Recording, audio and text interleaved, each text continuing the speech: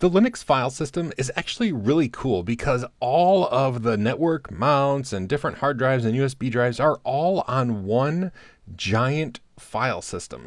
There's no A drive, B drive, C drive, D drive. There's nothing like that. It's just all one big file system hierarchy. And we're going to look at the different things because whether it's a real or virtual file system, it's on the same file system. Whether it's relative or absolute, this is just how you traverse the actual file system. We're going to look on the command line about that. Network mounts, they're just, on a remote system, but they just show up as a folder on your local computer. It's really cool. So first of all, let's start at the very beginning. It's a very good place to start.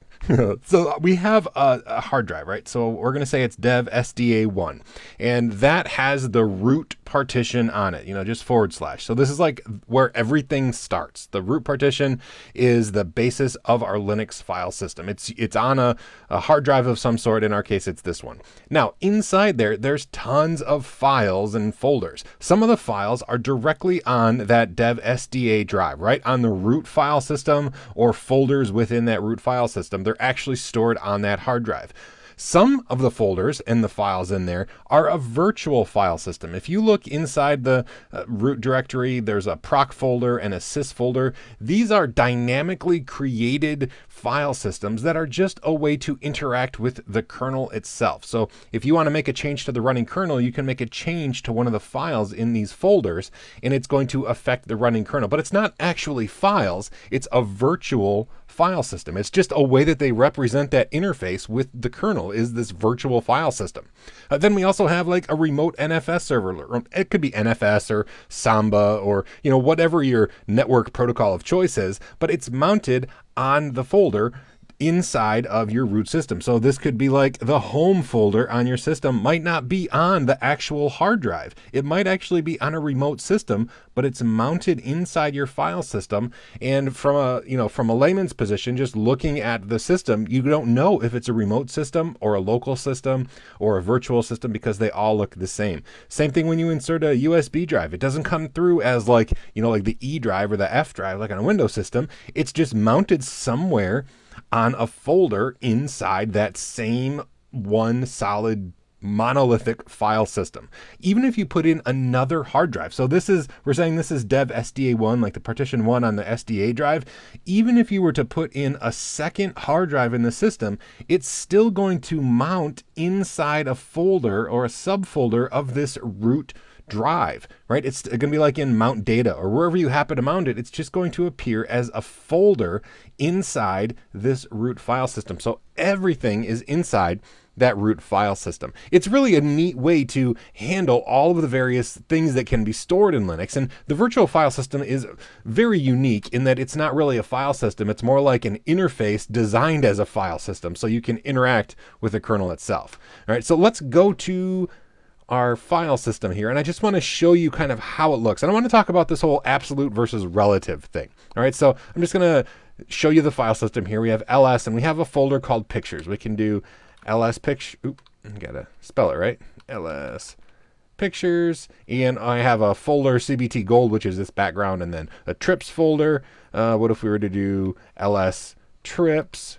Okay, there's a folder called Grocery Store, Mexico, Orlando. Now, there's a cool program called Tree I'm going to use. So let's say Tree Pictures. It's going to show us a tree representation of all the files and folders inside here. So we can look. We have the Pictures folder. There's one file in there called CBT Gold. Then there's a folder called Trips. Inside that folder are 3 different folders, Grocery Store, Mexico, Orlando. Inside each of those, there are files that are stored in there. This is the hierarchy of that. Now, honestly, this Mexico folder, this could be like a remote NFS share. We don't know because it's all on the local file system that is, mounted everywhere on the system. It's just one file system. So we don't know where these are. We just interact with them as if they're all one local file system. So that's just a really cool thing about it. But this whole absolute versus relative, let's go over to the pictures folder and trips.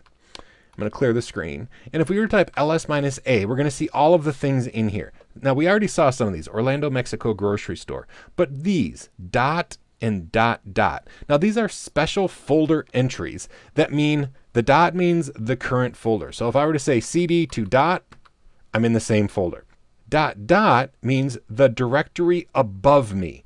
So if we are in trips, dot dot is going to be pictures. So if we were to say cd dot dot, all of a sudden you'll see now we're in the pictures folder. That's pretty cool, right? Now we can use that as a folder name anywhere. So let's go into trips Orlando. Okay, and inside here, let's do an ls minus la.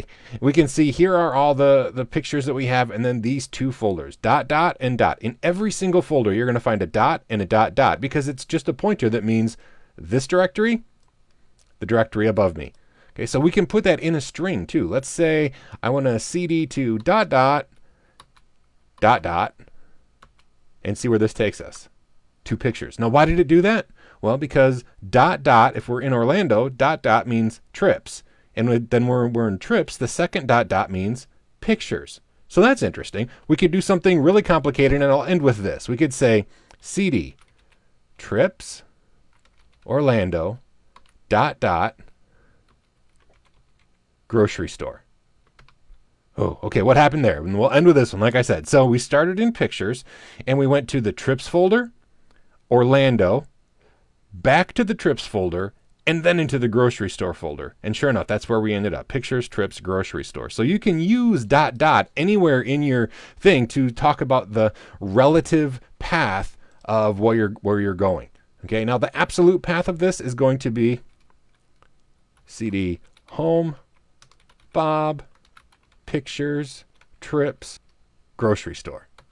And then sure enough, we're in the same folder. This is the absolute path starting at the root level. But we can use relatives paths using things like dot dots. One other thing, I said I was going to end there, and I guess I lied to you. This tilde image, or this tilde thing, is a shortcut for your home directory. So if we were to say cd to the tilde, which is usually to the left of your one key, boom, now we are in the tilde, which if we type pwd, we'll see is home Bob. All right, so those are the relative path tools that you can use to construct where you want to go, but that's really how it works. And the tree program is just kind of a cool way to look at things. You can see everything all spelled out there.